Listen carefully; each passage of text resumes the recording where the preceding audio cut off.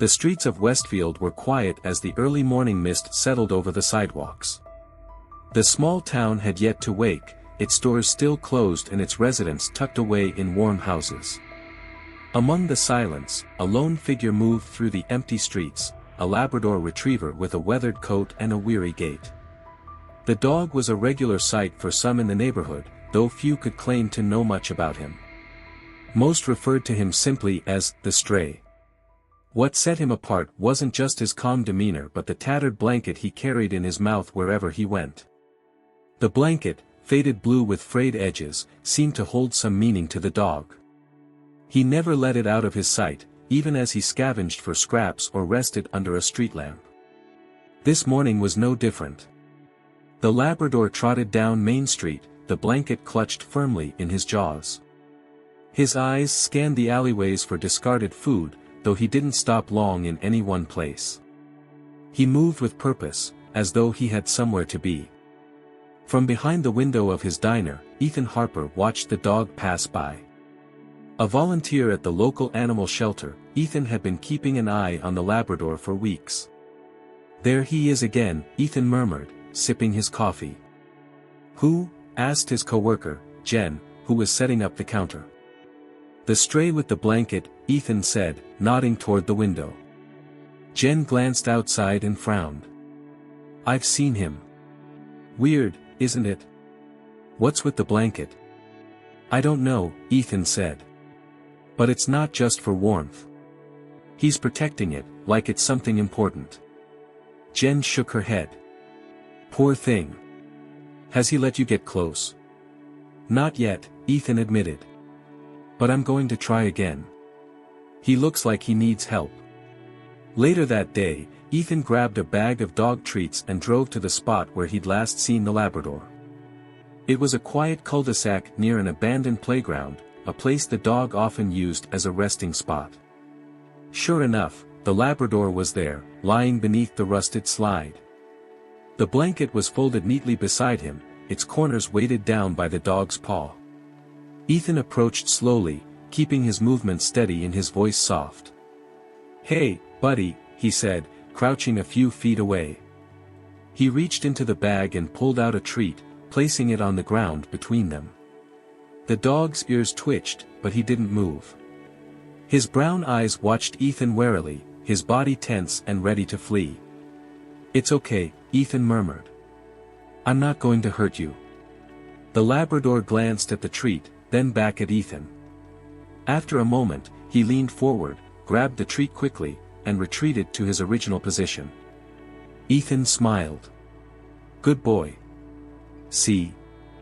I'm just here to help." But when Ethan took another step forward, the Labrador growled low in his throat. Ethan froze, raising his hands in surrender. All right," he said. "I'll back off. But I'm not giving up on you." Word of the Labrador and his mysterious blanket began to spread. Locals who had seen the dog started sharing their observations, each one adding to the mystery.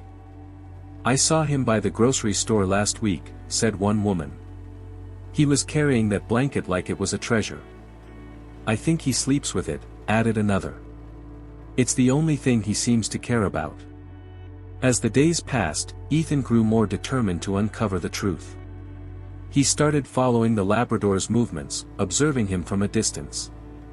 He noticed how the dog always chose secluded spots to rest, often checking his surroundings before settling down. One evening, Ethan decided to follow the dog further than usual. As the sun dipped below the horizon, casting long shadows over the town, the Labrador began his nightly routine. He trotted toward the edge of town, the blanket dragging slightly on the ground behind him. Ethan kept his distance, careful not to startle the dog.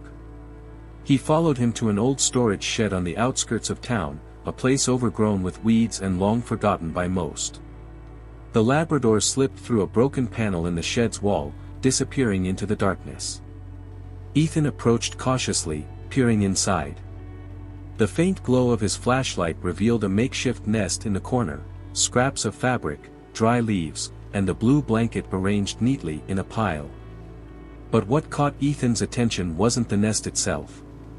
It was the way the Labrador stood over the blanket, his body curved protectively. He growled softly when Ethan's flashlight lingered too long, his eyes filled with a fierce determination. Ethan stepped back, heart pounding. Whatever the dog was protecting, it wasn't just a piece of fabric. The next morning, Ethan called the local shelter and shared what he'd seen. "There's something under that blanket," he told Jen. "Something he's guarding with his life." "You think it's food? A toy?" Jen asked. "I don't know," Ethan said. "But it's important to him. And I think he's scared someone's going to take it away." Jen frowned. "What are you going to do?" "I'm going to try to get him to trust me," Ethan said. "But if that doesn't work, we may need to set up a humane trap. He needs help, whatever he's carrying can't be worth more than his safety." That evening, Ethan returned to the shed, this time with a small team from the shelter. They brought a humane trap and plenty of treats, hoping to coax the dog out without causing him distress. As they approached the shed, the Labrador appeared in the doorway, his body tense and his eyes alert.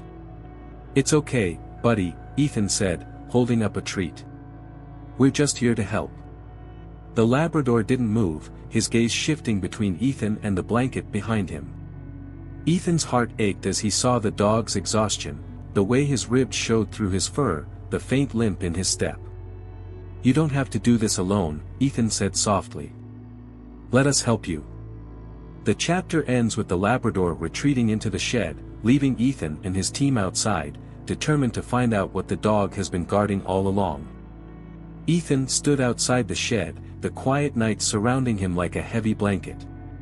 His team waited a few steps behind, unsure of how to proceed. Inside, the Labrador had retreated into the shadows, his growl low and defensive. "We can't rush this," Ethan said, turning to the others. "He's protecting something, and if we scare him, we'll never get close enough to help." Jen, one of the volunteers, nodded. "Do you think he'll come out on his own?" Ethan sighed. "Not tonight. But I'm not giving up on him." They decided to leave a bowl of food near the shed's entrance and return in the morning. As they walked back to their truck, Ethan glanced over his shoulder. The Labrador's eyes glowed faintly in the dark, watching them leave. The next day, Ethan returned alone. The bowl of food was untouched, and the shed was eerily silent. Ethan crouched near the broken panel in the wall, trying to catch a glimpse inside. "Hey, buddy," he called softly. "It's me again." For a moment, there was no response. Then, slowly, the Labrador appeared in the doorway, the tattered blue blanket still clenched tightly in his mouth. His body was tense, his eyes wary. Ethan held up his hands in a gesture of peace. "It's okay. I'm not going to hurt you." He placed a handful of treats on the ground and backed away, giving the dog space. The Labrador sniffed the air cautiously before stepping forward to grab the treats. Ethan's heart lifted. "That's it, good boy." But the moment Ethan took a step closer, the Labrador bolted, disappearing around the side of the shed. Ethan cursed under his breath and gave chase, following the dog through overgrown fields and winding back alleys. The chase led Ethan into the heart of Westfield, where the streets were busier than usual. The Labrador darted between parked cars and startled pedestrians, the blue blanket trailing behind him like a banner. "Hey! Watch out!" someone shouted as the dog sped past. Ethan struggled to keep up, his breath coming in short gasps. "Wait! I'm trying to help," he called, though the words were lost in the commotion. The Labrador finally stopped in a narrow alley behind an old grocery store. He stood at the far end, his body pressed against the wall as he watched Ethan approach. Ethan slowed his pace, raising his hands to show he meant no harm. "It's okay," he said, his voice calm. "I'm not going to hurt you." The dog didn't move, but his growl was softer this time, less a warning and more a plea. Ethan crouched down, keeping his movements slow and deliberate. "Whatever you're protecting, it's safe. But you need help, buddy. Let me help you." For a moment, it seemed like the dog might stay. But then a loud noise, a car backfiring nearby, startled him, and he took off again, the blanket still clutched in his jaws. By the time Ethan caught up, the Labrador had returned to the shed. His chest heaved with exertion as he crawled back through the broken panel, dragging the blanket behind him. Ethan stopped a few feet away, his hands on his knees as he tried to catch his breath. "This isn't going to work," he muttered to himself. He pulled out his phone and called Jen. "I need the humane trap," he said. "He's not going to let me get close enough to help him." That evening, Ethan and Jen returned to the shed with the trap. It was a simple setup, a large cage with a pressure plate that would close the door when triggered. Ethan placed the trap near the entrance of the shed and baited it with fresh chicken, hoping the smell would lure the dog out. "This feels cruel," Jen said, watching as Ethan secured the trap. "It's not ideal," Ethan admitted. "But he's not just another stray. There's something going on here, something we need to figure out." They set up a camera nearby to monitor the shed overnight. As they left, Ethan glanced back one last time. The Labrador was barely visible through the broken panel, his eyes shining faintly in the dark. The next morning, Ethan arrived at the shed to check the trap. His heart raced as he approached, unsure of what he'd find. To his relief, the trap had been triggered. Inside, the Labrador sat quietly, the blanket still in his mouth. He didn't growl or bark, he just stared at Ethan with tired, resigned eyes. Ethan crouched beside the cage, his voice soft. "It's okay now. You're safe." He carefully loaded the cage into his truck, making sure the blanket stayed with the dog. The Labrador didn't resist, though his gaze remained fixed on Ethan, as if trying to understand his intentions. Back at the shelter, the staff quickly got to work. The Labrador was taken to the medical room for an examination, though he refused to let go of the blanket. "He's dehydrated and underweight," the vet said, running her hands gently over the dog's ribs. "But nothing life-threatening. Whatever he's been through, he's tough." Ethan stayed close, speaking softly to the dog as the vet worked.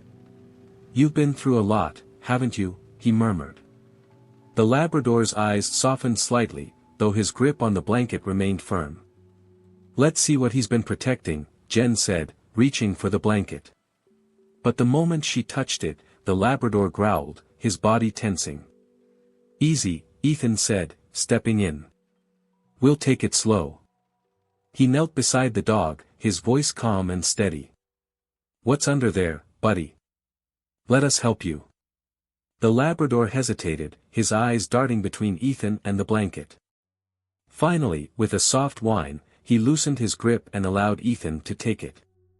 Ethan unfolded the blanket carefully, his breath catching as he saw what was inside.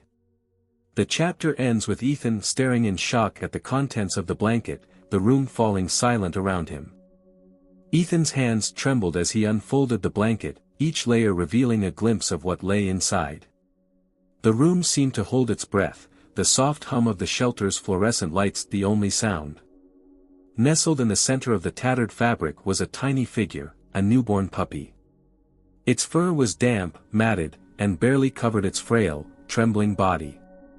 The puppy whimpered softly, its eyes not yet open, its legs weakly twitching. "Oh my God," Jen whispered, her hand covering her mouth. The Labrador let out a low whine, his eyes fixed on the puppy. He moved to nudge the blanket closer with his nose, but Ethan gently placed a hand on his shoulder.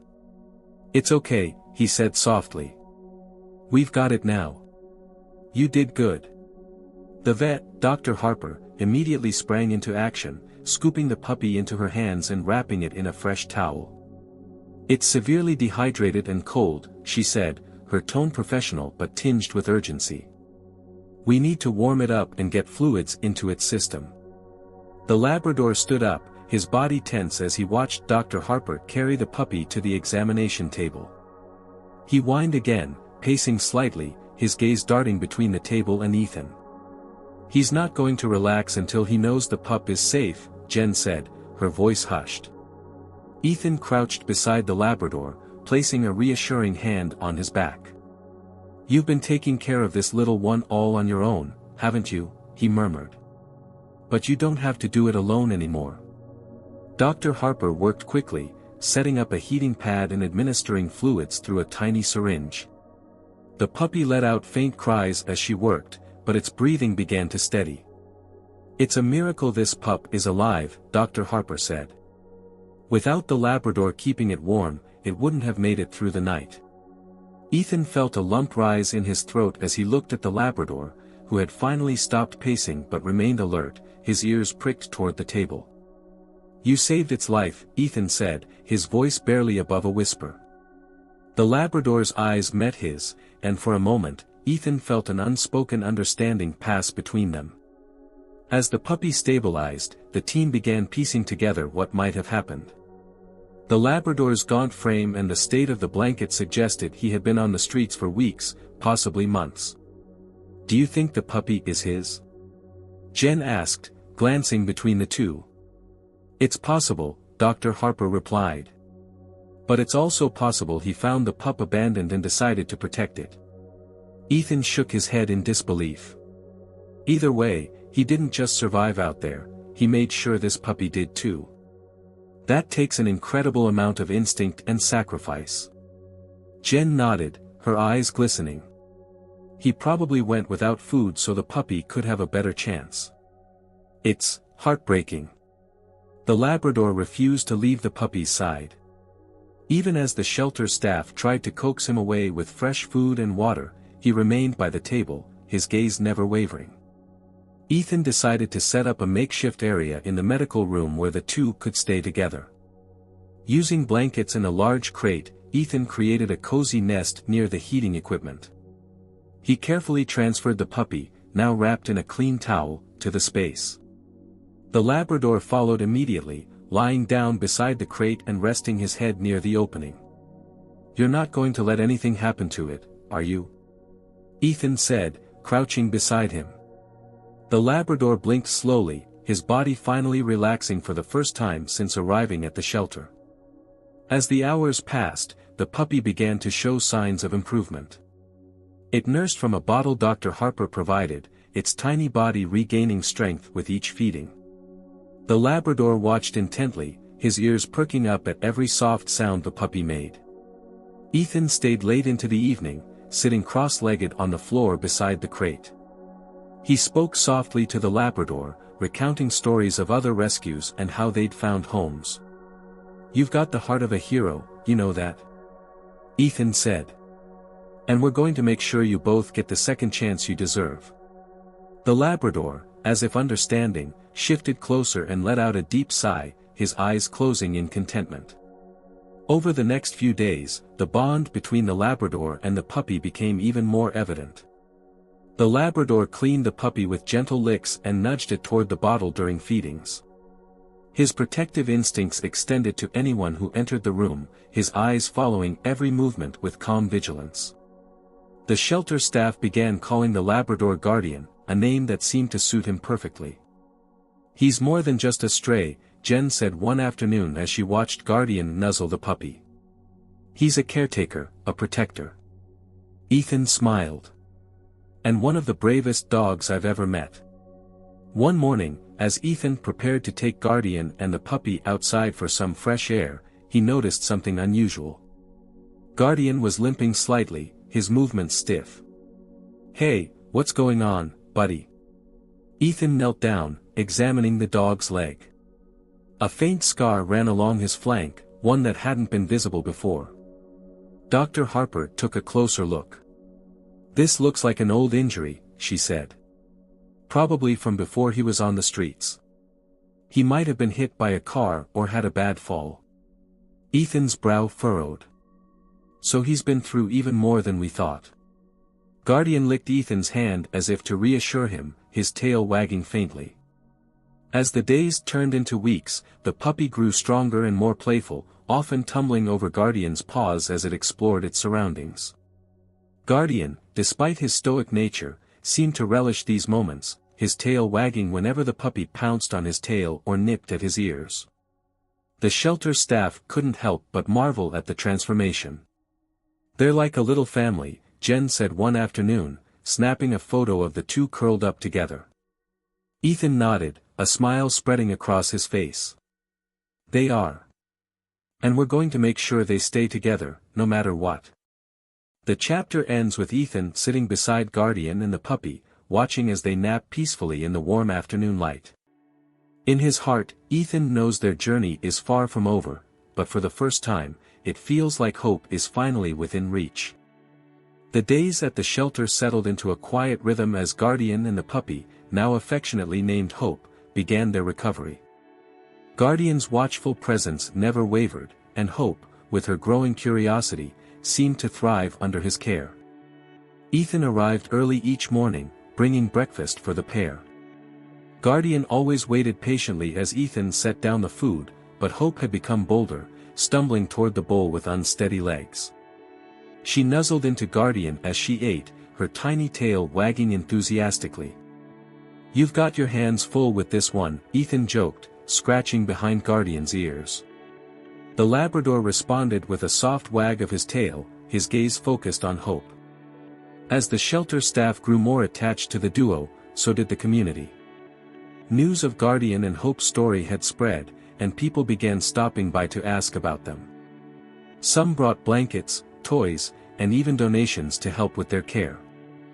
"I've never seen anything like it," Jen said one afternoon as she sorted through the donations. "Guardian's loyalty, the way he looks after her, it's incredible." Ethan nodded, watching as Hope attempted to climb over Guardian's paw, only to tumble back onto the blanket. "It's like she gave him a reason to keep going," he said softly. Guardian's health improved steadily, though the vet monitored his old injury closely. The limp persisted, but it didn't stop him from following Hope wherever she went. Whether she was exploring a corner of the shelter or playing with one of the donated toys, Guardian stayed close, his protective instincts unwavering. Dr. Harper examined Guardian during one of their checkups. "He's doing well, but his leg might always give him trouble," she said. "Whatever happened to him before left its mark." Ethan ran a hand over Guardian's back. "He doesn't let it slow him down. Not when it comes to Hope." Dr. Harper smiled. "She's good for him. And he's good for her." One afternoon, Ethan decided it was time for Guardian and Hope to experience the outdoors together. The shelter had a small enclosed yard where the dogs could stretch their legs and enjoy the fresh air. As soon as Ethan opened the door, Hope hesitated, blinking at the bright sunlight. Guardian nudged her gently, encouraging her to step forward. "It's okay, little one," Ethan said, crouching beside them. "It's a big world out there, but you've got the best guide anyone could ask for." Hope took a few tentative steps onto the grass, her tiny paws sinking into the soft earth.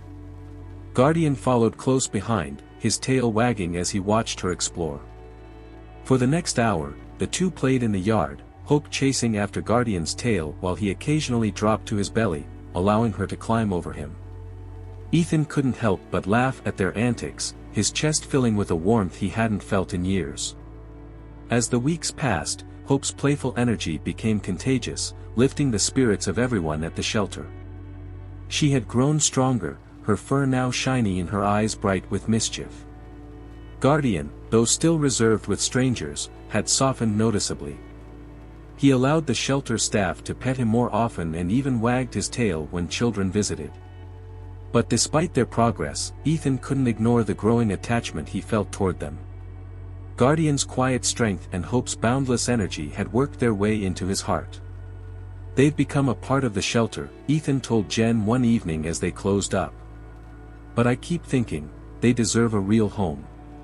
Together." Jen smiled knowingly. "Sounds like you already have someone in mind." Ethan hesitated, glancing back at the room where Guardian and Hope were curled up together. "Maybe. But it has to be the right place. Somewhere they'll be safe and loved." One morning, Ethan was reviewing adoption applications when a familiar face walked into the shelter. It was Mrs. Lancaster, a retired teacher who had been a longtime supporter of the shelter. "I heard about Guardian and Hope," she said, her voice warm. "I'd like to meet them." Ethan led her to their room, where Guardian was resting while Hope chewed on a toy. "They're quite the pair," Ethan said as Mrs. Lancaster knelt down to greet them. Guardian watched her carefully but didn't back away, and Hope, ever curious, waddled over to sniff her hand. "They're beautiful," Mrs. Lancaster said, her eyes misting. "I lost my dog a few years ago, and my house has been too quiet ever since. I think they'd bring it back to life." Ethan smiled. "Let's spend some time together, see how they feel about you." Over the next few days, Mrs. Lancaster visited the shelter daily, sitting quietly with Guardian and Hope to build trust. Guardian warmed to her slowly, his body language relaxing each time she came. Hope, on the other hand, had taken to her almost immediately, often climbing into her lap for attention. Ethan watched the connection grow, his heart torn between joy and sadness. He wanted the best for Guardian and Hope, but the thought of saying goodbye was harder than he expected. "They're ready," Ethan finally said after Mrs. Lancaster's fourth visit. "And I think you are too." Mrs. Lancaster beamed. "I promise to take care of them, Ethan. They'll have everything they need." On the day of the adoption, the shelter staff gathered to say goodbye. Guardian and Hope were loaded into Mrs. Lancaster's car, their belongings carefully packed. Ethan crouched beside Guardian one last time, scratching behind his ears. "You're a good boy," he said, his voice thick with emotion. "Take care of her, okay? And let her take care of you too." Guardian leaned into Ethan's touch, his tail wagging softly. Hope, oblivious to the bittersweet moment, licked Ethan's hand before bounding into the car. As Mrs. Lancaster drove away, Ethan stood in the parking lot, watching until the car disappeared from view. The chapter ends with Ethan returning to the now quiet shelter. He pauses in the room where Guardian and Hope once stayed, a bittersweet smile on his face. Though their journey at the shelter had ended, Ethan knew it was only the beginning of something much greater for the pair. The shelter felt quieter without Guardian and Hope. Though Ethan was happy they had found a loving home with Mrs. Lancaster, he couldn't shake the nagging feeling that there was more to Guardian's story. His mind kept returning to the scar on Guardian's flank and the old injury that caused his limp. "Do you think we'll ever know what happened to him?" Jen asked one afternoon as they sorted through files in the shelter's office. Ethan shrugged, tapping his pen against the desk. "I don't know, but something about him felt unfinished. Like there's a part of his story we're missing." That evening, Ethan decided to act on his instincts. He pulled out the shelter's intake records and began piecing together Guardian's journey. The first lead came from the vet's notes, which estimated Guardian's age at about 5 years old. He was likely in his prime when his injury occurred. Ethan cross-referenced the estimated timeline with local reports of missing dogs, disasters, and animal rescues. Maybe he wasn't always a stray, Ethan murmured to himself, scrolling through pages of online listings. He expanded his search to surrounding towns, scanning posts and articles from years prior. Then, a headline caught his eye: "Family separated from dog during flash flood, Labrador missing after tragedy." The article was dated 3 years ago and detailed a family's harrowing escape during a flash flood that had swept through a small town an hour away. Their dog, Max, had been separated from them in the chaos and was presumed lost. Ethan's heart raced as he read the description of Max, a yellow Labrador retriever with a distinct white patch on his chest. The same patch Guardian had. The next morning, Ethan called the number listed in the article, unsure of what to expect. After a few rings, a woman answered. "Hello. Hi, my name is Ethan Harper. I work at the Westfield Animal Shelter, and I think I might have found your dog," he said, his voice steady but filled with anticipation. There was a pause on the other end before the woman, who introduced herself as Laura, spoke again, her voice trembling. You think you found Max?" Ethan explained Guardian's story, how he had been found on the streets, protecting the puppy, and the scar that hinted at a difficult past. "It sounds like him," Laura said, her voice breaking. "We searched for months after the flood, but we never found him. We thought he was gone." Ethan took a deep breath. "Guardian, Max, has been adopted by a wonderful family, but if you'd like, I can arrange for you to meet him. I think he'd recognize you." Laura didn't hesitate. "Please. We'd love to see him." The following weekend, Ethan drove to Mrs. Lancaster's home to share the news. The yard was vibrant with blooming flowers, and Guardian and Hope were playing under the shade of a large oak tree. "They seem happy," Ethan said as Mrs. Lancaster welcomed him inside. "They are," she said, smiling warmly. "Guardian, or Max, as you called him, has settled in beautifully. And Hope keeps him on his toes." Ethan explained the situation, carefully gauging Mrs. Lancaster's reaction. To his relief, she nodded thoughtfully. "If there's a chance for him to reconnect with his past, we should let it happen," she said. "He's part of their family too, even if it's been a long time." The day of the reunion arrived with clear skies and a soft breeze. Laura, her husband, and their 2 children waited anxiously in the shelter's main office, clutching an old photo of Max. "This is him," Laura said, showing Ethan the picture. Max looked younger but unmistakable, his white chest patch and soulful eyes identical to Guardian's. When Mrs. Lancaster arrived with Guardian and Hope, the atmosphere shifted. Guardian stepped out of the car, his posture calm but alert as he scanned the unfamiliar surroundings. As soon as Laura saw him, she gasped, her hands flying to her mouth. "Max!" Guardian froze, his ears perking at the sound of her voice. He tilted his head, as if trying to place the memory, then took a hesitant step forward. "Max, it's us," Laura said, kneeling down and holding out her hands. For a moment, Guardian hesitated. Then, as if a switch flipped, his tail began to wag. He trotted toward Laura, sniffing her hands before leaning into her embrace. Tears streamed down Laura's face as she hugged him. "I thought I'd never see you again," she whispered. The children approached next, their voices filled with excitement as they called Max's name. Guardian's tail wagged furiously as he moved between them, nuzzling their hands and licking their faces. Ethan watched the scene with a lump in his throat. It was clear Guardian remembered them, and the bond they once shared was still there. But as the reunion continued, Guardian glanced back toward Mrs. Lancaster and Hope. His gaze softened, and he let out a small whine, as if torn between his 2 families. After some discussion, Laura and Mrs. Lancaster reached a decision that surprised Ethan. "He belongs with both of us," Laura said. "We'll stay in touch, and maybe we can work out a way to share his care." Mrs. Lancaster agreed. "Hope needs him, and so do you. We'll find a way to make this work." Ethan felt a swell of pride as he realized how much Guardian, Max, had brought these families together. The chapter ends with Guardian lying in the grass between Hope and Laura's children, a bridge between his past and present.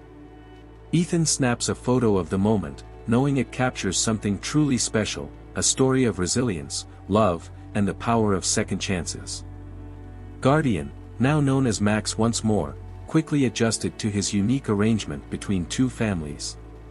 While many might have found it unusual, the system worked seamlessly. Laura's family, grateful for the chance to reconnect with their beloved dog, became frequent visitors at Mrs. Lancaster's home. Max and Hope spent their days together, playing in the yard and napping in the sun, but his evenings were often shared with Laura's children, rekindling the bond they thought they had lost forever.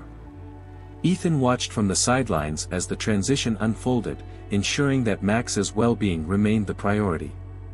"It's rare for something like this to work out so perfectly," he told Jen during a quiet afternoon at the shelter. "It's like he's the glue holding everyone together," Jen said, smiling. "He's not just a dog, he's a bridge between lives." One crisp autumn morning, Laura invited Mrs. Lancaster, Ethan, and the shelter staff to her home for a small celebration.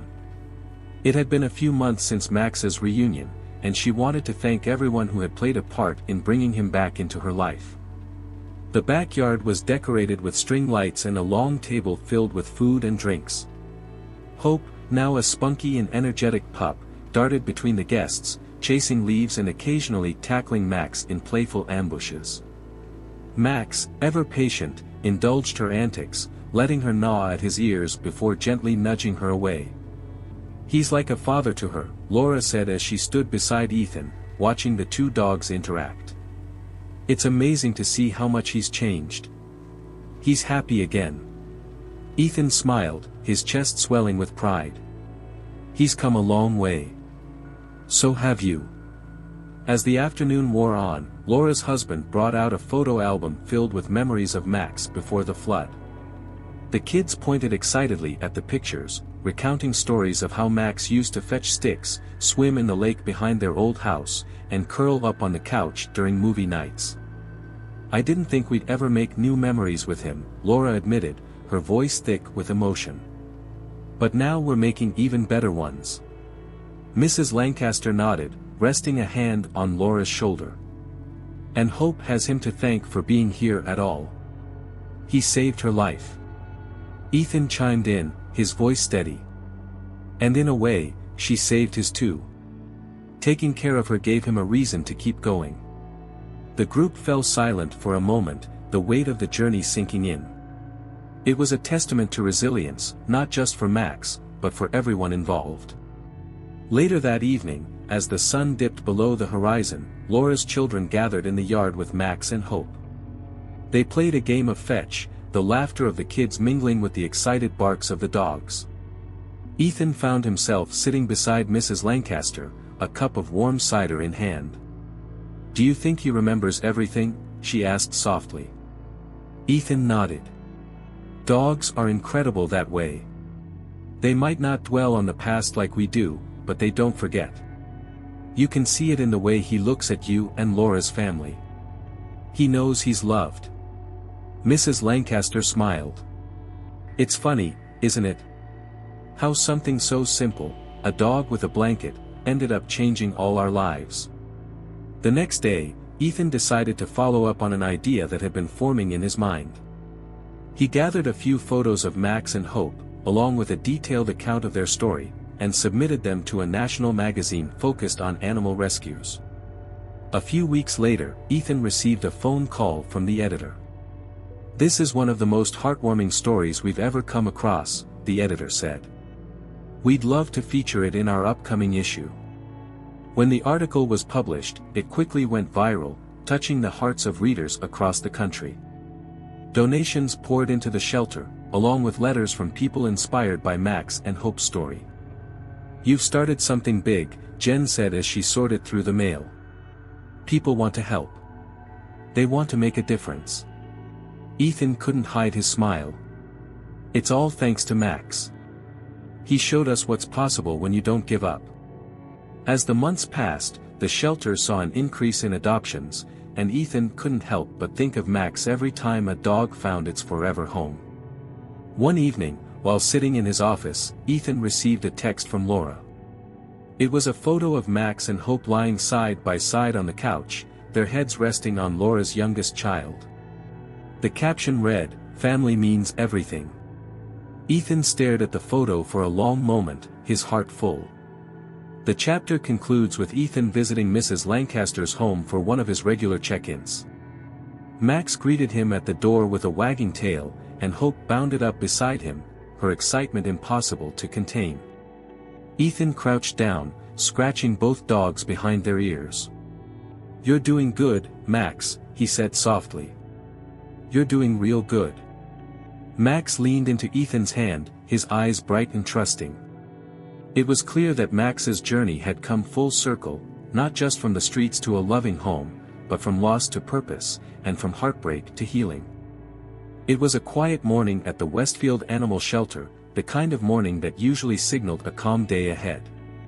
Ethan sat at his desk, sorting through emails while sipping his coffee.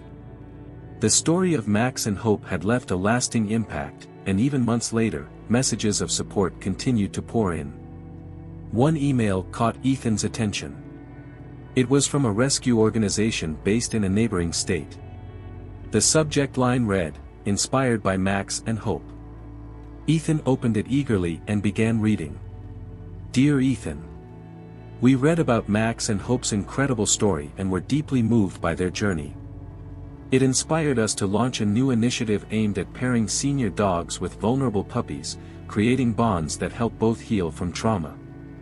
We're calling it the Guardian Program, in honor of Max.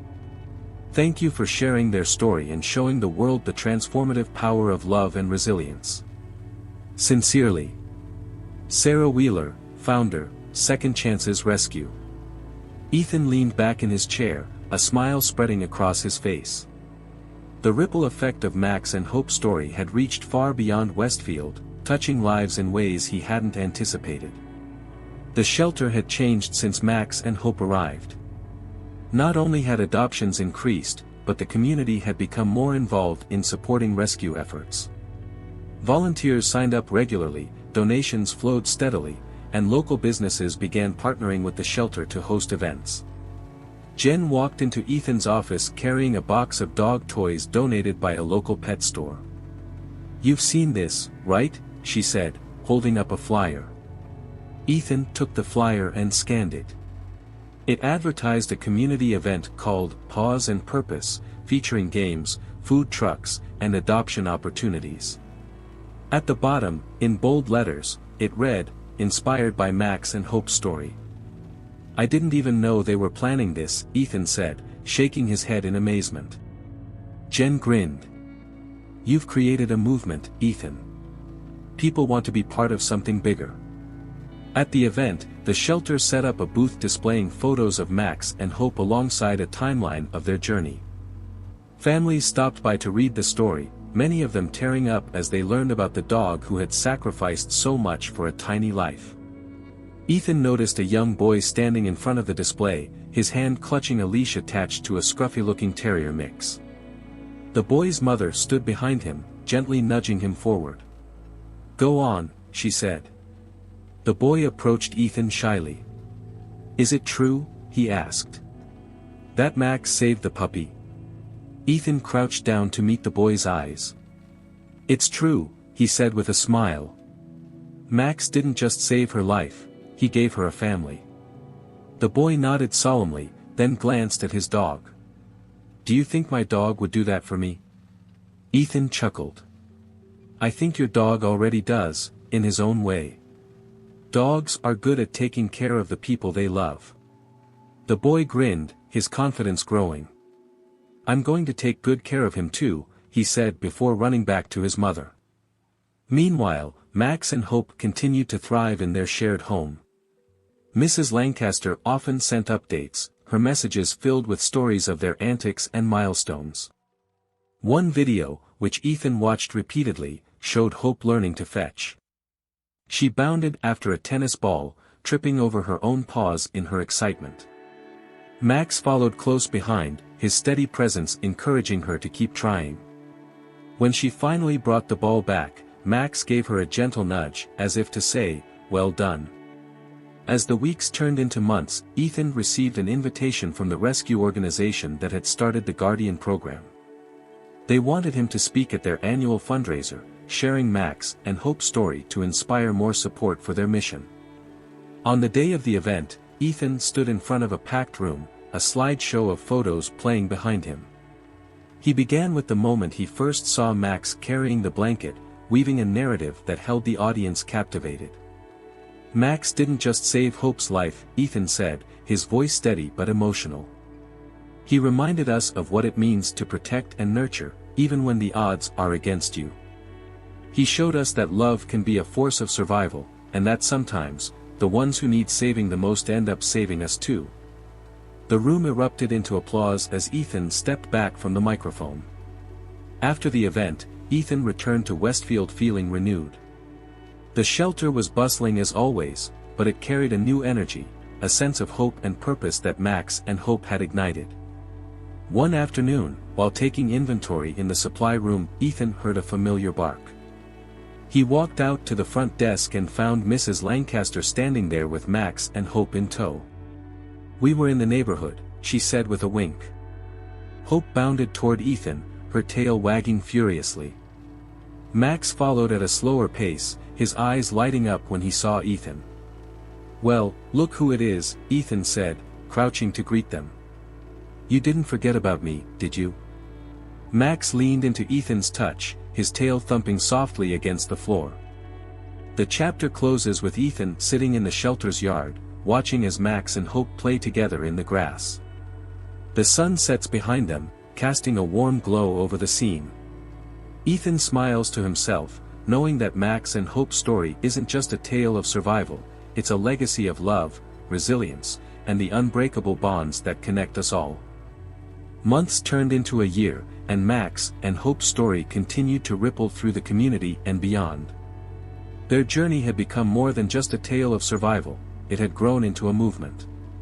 Across the country, rescue shelters were inspired to tell their own stories of animals that had beaten the odds, and the Guardian program expanded into multiple states, bringing together senior dogs and vulnerable puppies in a bond of healing. At the Westfield Animal Shelter, life went on, but the mark Max and Hope had left was unforgettable. Their framed photo hung proudly in the lobby, a daily reminder of what was possible when compassion and determination came together. Ethan had grown used to receiving updates from Mrs. Lancaster and Laura's family, but one sunny afternoon, something special arrived in the mail. It was a thick envelope containing a professionally printed booklet titled Max and Hope, the story that touched a nation. Ethan sat at his desk and flipped through the pages, which chronicled every step of their journey, from the first moment he saw Max carrying the blanket to their reunion with Laura's family.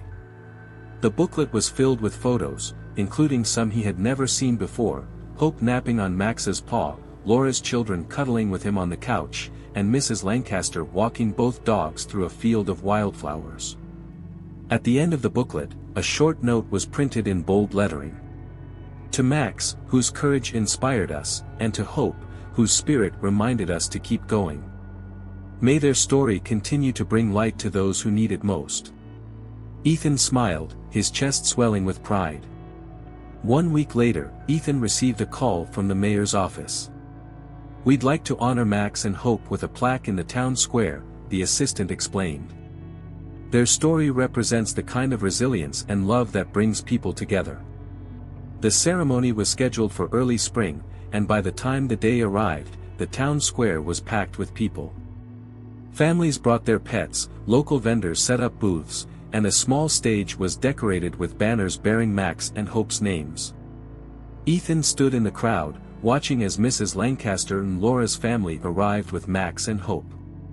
The dogs were greeted with cheers and applause, though Hope seemed far more interested in sniffing every new face she could find. Max, ever calm, walked beside her with his usual steady demeanor, his tail wagging gently. When it was Ethan's turn to speak, he stepped onto the stage and looked out at the crowd. "Max and Hope's story is more than just a story about a dog and a puppy," he began. "It's a story about perseverance, about finding light in the darkest moments, and about the incredible bond we share with the animals in our lives. Max taught us what it means to protect and care for others, and Hope reminded us that even the smallest among us can inspire great change." He gestured toward the plaque, which was covered with a velvet cloth. "This plaque isn't just for Max and Hope. It's for every animal who's ever shown us the true meaning of loyalty, and for every person who's ever chosen to make a difference, no matter how small." When the cloth was removed, the crowd erupted into applause. The plaque read, "In honor of Max and Hope. A story of courage, love, and resilience. May their legacy inspire us all." As the crowd dispersed, Ethan found himself sitting on a bench beneath a blooming cherry tree. Max and Hope trotted over, Hope carrying a stick she had found, her tail wagging furiously. "Still full of energy, huh?" Ethan said, reaching down to pet her. Max settled beside Ethan, leaning against his leg with a contented sigh. Mrs. Lancaster joined them a moment later, a warm smile on her face. "You did something amazing, Ethan," she said. "You didn't just save Max and Hope, you gave them a story worth sharing." Ethan shook his head. They're the ones who did the amazing part. I just happened to be there to see it. That evening, as Ethan walked back to his car, he reflected on the journey that had brought them all to this point. From the moment he had seen Max carrying that tattered blanket, something in his heart had told him not to give up. And now, standing in the glow of everything they had accomplished, he realized that instinct had been right. Max and Hope had shown him, and the world, that even the smallest acts of kindness could lead to something extraordinary.